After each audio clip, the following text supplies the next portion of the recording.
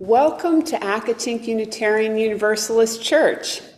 I'm Sheila Doles. My pronouns are she, her, and I'm very happy to be your worship associate today.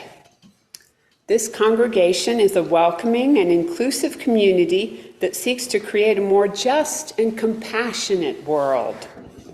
I hope you got a name tag or have put your name on the Zoom name tag. If you need help with that, let us know in the chat. If you're new to Accotink and would like to talk more about this church, just about anyone here can tell you about us. Our greeters, our minister, who isn't here today but is available if you check out our website and his contact information. I can tell you about it, or anyone with a cross-stitch name tag has usually been here for a while. Whether you're a longtime member, a newcomer, or something in between, we encourage you to stay for our social hour, online and in person, immediately after the service. We are so delighted that you decided to join us today. Welcome. We'll light our chalice. As we light, please join in reciting these words from our mission statement. Together, we care in community.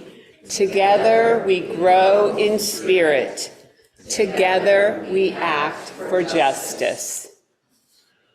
Today is a special service, a lay-led service, featuring reflections from some of our AUUC members, Warren McLean, Jim Gerard, and Nancy Davis. We invite Warren McLean to come and give us his reflection on living your legacy and becoming a good ancestor. One of the things I do, I think that is helpful, is participate in the postcard writing effort, and led by Mary Kringer and Dottie. So last time I volunteered to write 60 postcards. That was maybe a little more than I could handle, but anyway. So I do that. I'm also a member of the Worship Associates group that work on the Sunday services and plan, and work on the liturgy and how we present our service, and I think that's helpful.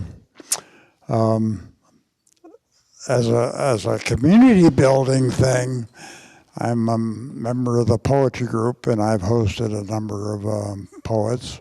I think that is a good thing.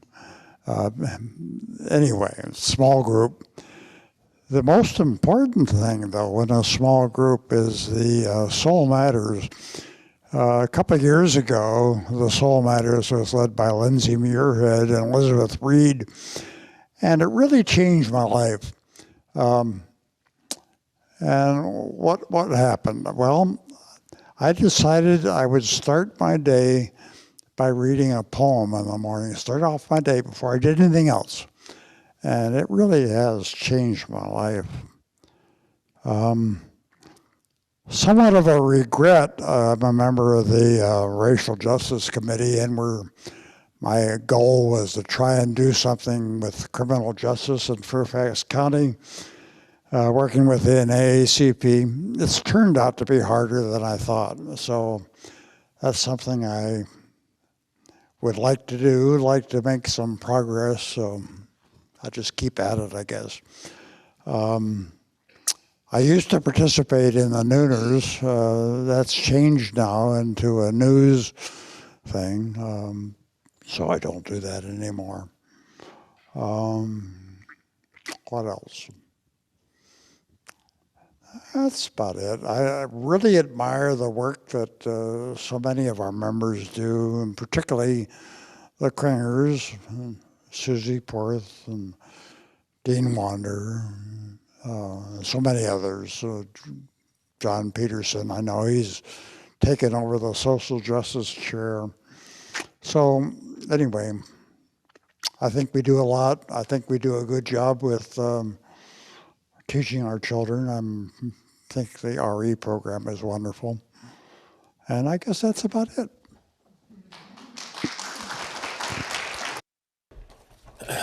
Well, hello, everyone. Happy Thanksgiving, a little bit late. I was told that we were going to be discussing being a good ancestor. And as I thought about it, I thought that at my age, I already feel like I am an ancestor, and unfortunately from the Cretaceous period, but anyway, I am in some ways confused by the term ancestors, and the way that I am asked to think about it myself is what I have done or what I am doing to be a good steward. Or another way is what have I done to leave a legacy for those that are coming next. And still another way, or what am I doing or planning to do that will help assure that I'm helping things move forward and leave a better world for the children and those coming after me. So let me spend a minute telling you about my past and how I got to where I am today, and how I was able to leave a legacy and become what I hope will be remembered as a good ancestor. I was born to a poor family in Joliet, Illinois. My dad was a telephone lineman and my mom was a housewife, and no one in our family ever went to college. And when I won a scholarship to attend a local college during my freshman year, to make things even worse, my father died, okay? So I was rather lost, as you might imagine, and I had no one in my family to turn to. And the college I had been given the scholarship to was run by the Christian Brothers, Catholic order. And what I was really surprised at is that they immediately stepped in and became my mentor. They directed my professional formation and taught me that I could go on and get a PhD. And that led me to be a university professor for the last 45 years. I always remember the gift that the brothers gave to me and how they made me the professional person I was able to be, okay? And to pay back my debt to them, about 8 years ago, I established what is known as a Sure Endowed Scholarship Program, and that stands for Summer Undergraduate Research Experience. And in this program, science students, undergraduate science students in their sophomore year, receive a summer stipend to spend a summer doing science in a lab and under a professor of their choosing, and they're able to learn whether or not this might be a career path for them. Okay.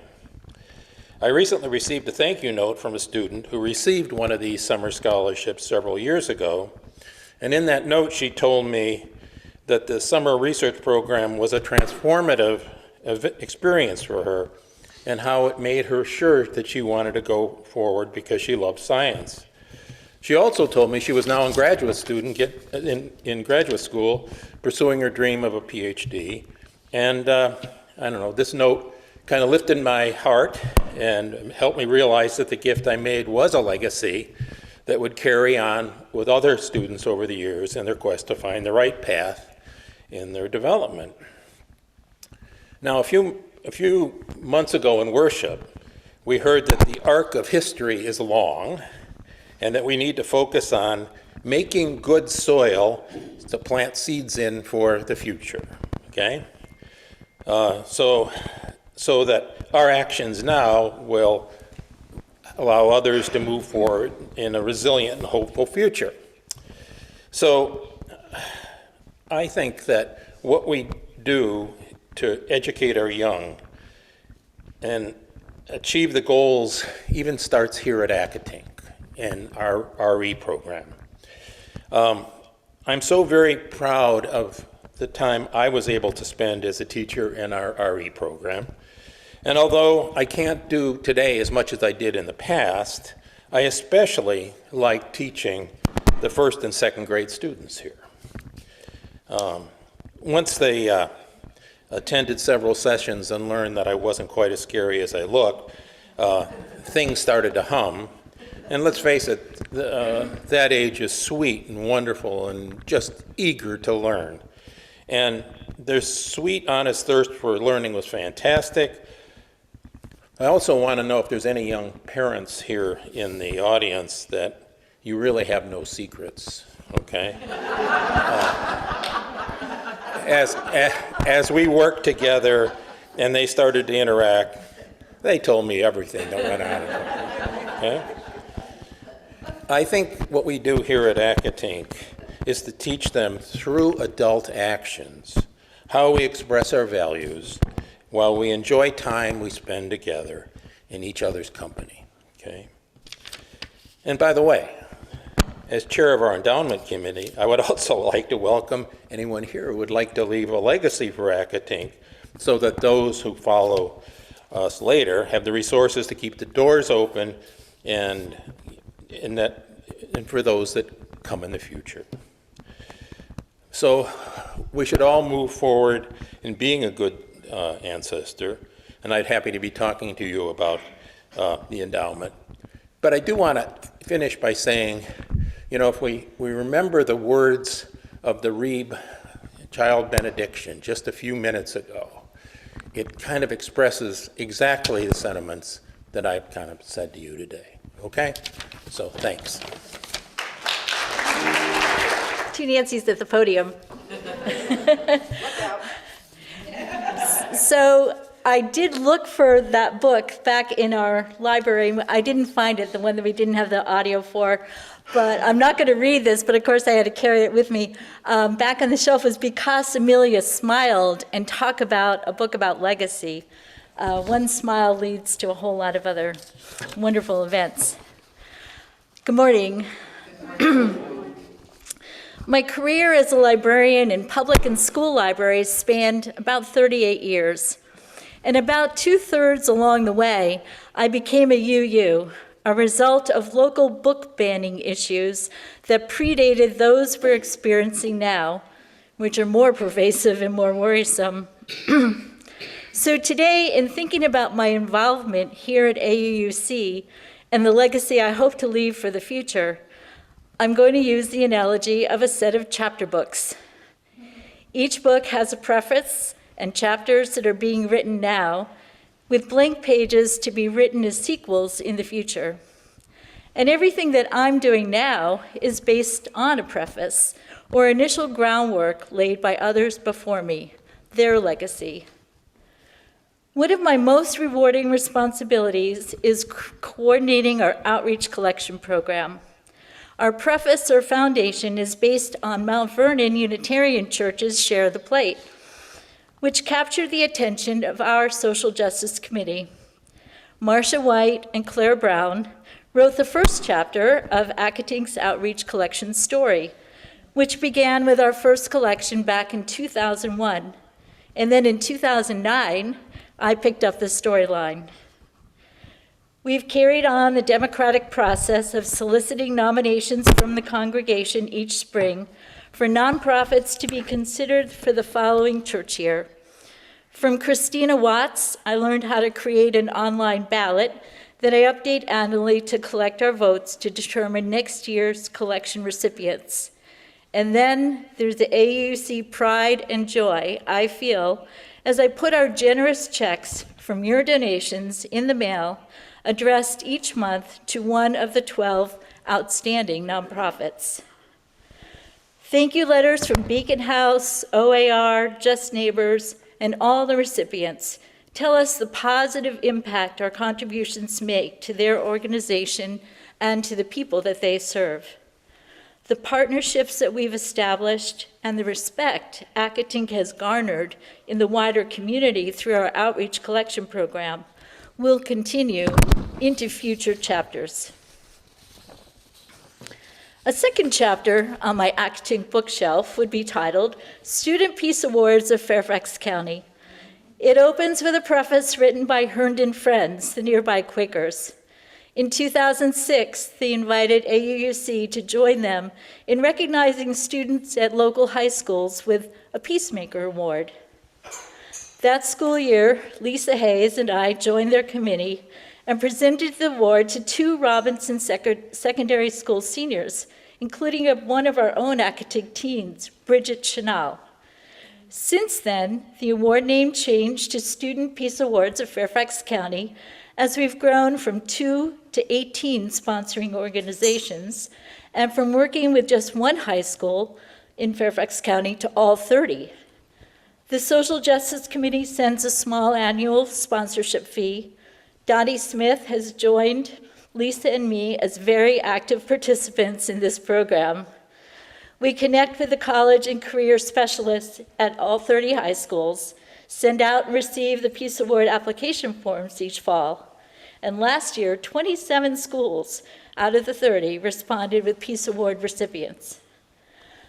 I'm so proud of AUUC's continued sponsorship of the Student Peace Awards, since what could be more important than recognizing young people who are leaders in conflict resolution, organize peaceful protests, promote intercultural and interfaith dialogue, support inclusiveness of persons with disabilities, to name just a few of their peacemaking activities.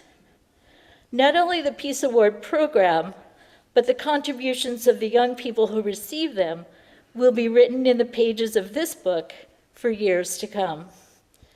Like all of us, I still have work to do in the here and now that is hopefully creating a foundation for even more chapters to be written in the future. And like Jim, I'd love to talk with you if you have any questions or want to help carry on this legacy. Thank you. Please remain standing for our chalice extinguishing and join in reciting our community blessing from David Bamba. You may join hands or extend your hands as you wish. This church is dedicated to the proposition that behind all our differences and beneath all our diversity, there is a unity that makes us one and binds us forever together in spite of time, death, and the space between the stars. We pause now in silent witness to that unity.